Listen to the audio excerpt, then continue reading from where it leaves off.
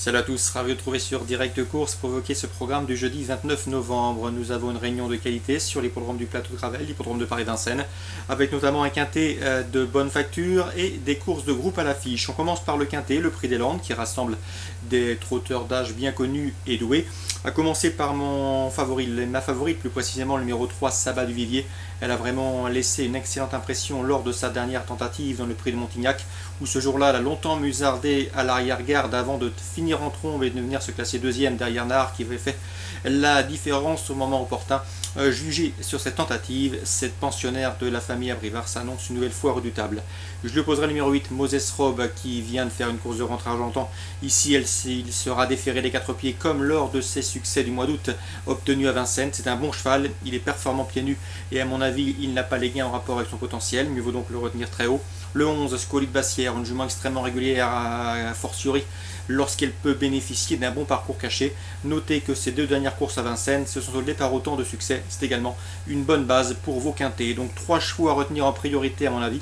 Le 3, Sabat du Vivier, le numéro 8, Moses Robe, le numéro 13, Scolit Bassière. Je reprendrai également le numéro 12, Ramsey Duham, dans la course de Sabat du Vivier. Il possédait d'énormes ressources dans le tournant final lorsqu'il s'est montré fautif. Ce jour-là, nul doute qu'il aurait lutté pour les toutes premières places. Mieux vaut donc le racheter en grande confiance. C'est un cheval qui vaut un lot comme celui-là, mais il est peut-être moins fiable que les précédents cités. Le numéro 1, Marlon OM, un cheval transalpin bien connu sur notre sol. Il vient d'ailleurs de se classer 3e le 19 novembre à Vincennes. Le numéro 9, Sogo, qui avait bien fait au cours du précédent hiver de Vincennes. C'est un cheval qui a maintenant quelques courses de rentrée dans les jambes. Il faut commencer à le surveiller de près. Le numéro 4, Royal Charm, qui reste sur de bonnes tentatives sur des parcours réduits, mais il possède également de la tenue. À force, s'il peut bénéficier d'un bon parcours caché, il peut lui aussi prendre une belle place, tout comme le 16 de Quigno du Relais, qui à mon avis possède la meilleure chance des chevaux du deuxième échelon. Résumé chiffré pour ce quintet: 3, 8, 11, 12, 1, 9, 4 et 16. Concernant la suite du programme, dans la troisième, on reprendra le 308 Vagano Moumag et le 307 Veselio Vici, respectivement premier et deuxième du prix de Bellerive sur ce tracé, une épreuve de même facture. Il devrait pouvoir confirmer. Notez que cette fois-ci, Veselio Vici sera déféré, ce qui n'était pas le cas la dernière fois. On le reposera le 302 Waldenberg, je le sais estimé par Nicolas Rimbaud. Le cheval reste sur un probant succès. Il tentera de confirmer en société plus relevée. Le 303 Velasquez Vry mérite également une mention favorable. C'est un cheval qui débute sous la selle avec de sérieuses prétentions. 308, 7, 2 et 3. Dans la cinquième, le temps fort de cette réunion à Vincennes, le prix Joseph Lafosse, un groupe 2 pour des chevaux de 5 ans sous la selle. J'aime beaucoup le 508, c'est Thiego Détang. Il compte une sortie sous la selle, une victoire, c'était dans le relevé prix de Normandie. Il reste sur 2 tentatives convaincantes au sulky. C'est a priori l'un des prétendants au sacre dans cette compétition, lui qui pourrait éventuellement viser le prix de Cornulier cette année. Le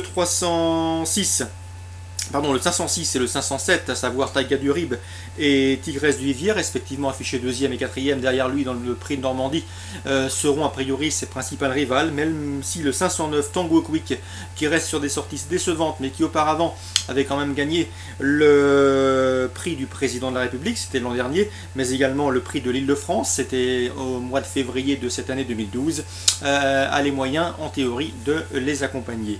508, 6, 7 et 9. Petit mot également sur la 6e, j'aime beaucoup le 611 Village Mystique, c'est un cheval estimé par Louis Baudron. Le cheval vient de devancer le 603 Verdict d'honneur et le 604 Voluntary Dream, 2 chevaux qu'il retrouve ici. On prend les mêmes donc et on recommence. 611, 3 et 4, je leur associerai le 610, c'est Valco Genila qui retrouve le parcours de son dernier succès, ce qui plaît dans sa faveur. Course ciblée à Vincennes, bien évidemment le quintet, mais également la 3e, la 5e et la 6e. Petit mot également sur la réunion 2 de Fontainebleau. J'ai pu notamment m'entretenir avec Pascal Journiac. Il présente le 806 Régente de Lille. C'est une jument régulière qui répète ses courses. Ce n'est pas une championne, mais elle est gentille. Elle est assez appliquée dans ses sauts. Et comme je vous le disais, elle est régulière. Et dans ces conditions, elle a logiquement sa place sur le podium, au dire de son mentor. Mais à mon avis, le 803 Rafale Rochelaise s'annonce comme la concurrente à battre. Elle qui vient de s'imposer sur ce parcours, si elle a bien récupéré de cette victoire du 19 novembre, elle semble en mesure de doubler la mise. Donc dans la 8e en réunion 2 à Fontainebleau, le 803 et le 806. Très bon jeu à tous, bonne journée et à demain.